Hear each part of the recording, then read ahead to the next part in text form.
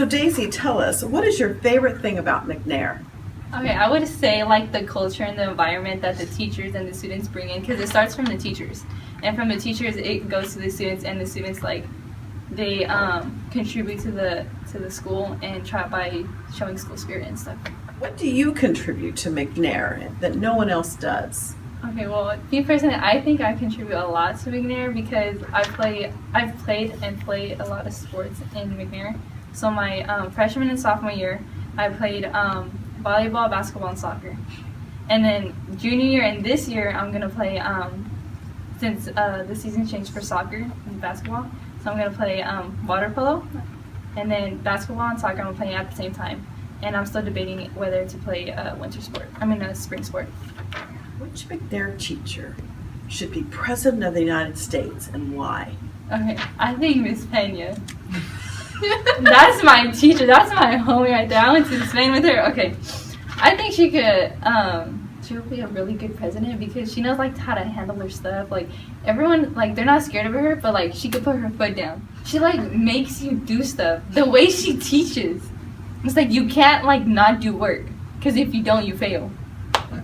So like if you don't, yeah, basically. So it's important to you that a president should promote you not to fail. Yes, I agree. That's what I was. What 3 goals do you want to achieve after you graduate?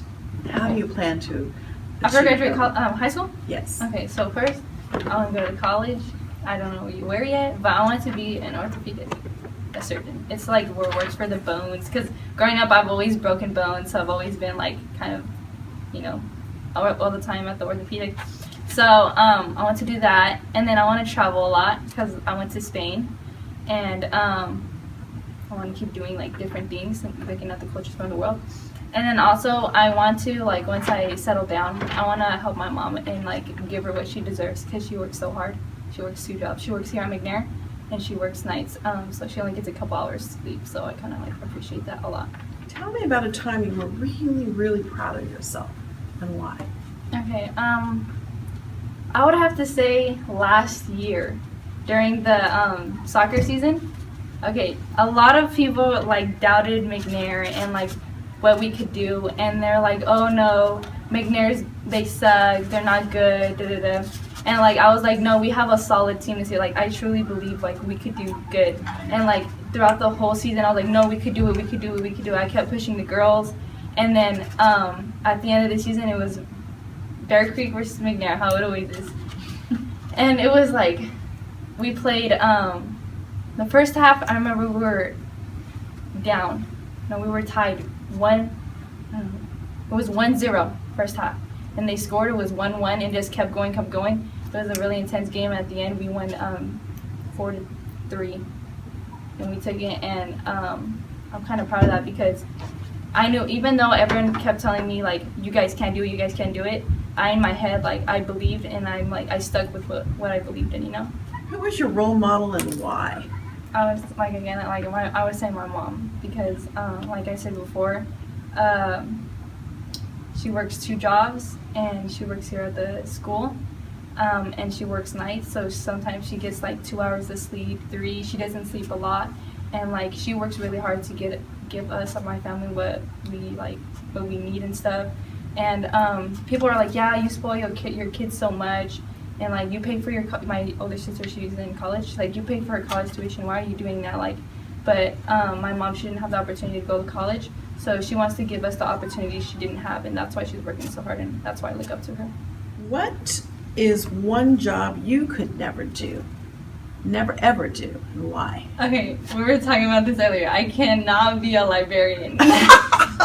I just can't. I always like to be running around. I have to be active. I love talking. And in the library, you have to be super quiet.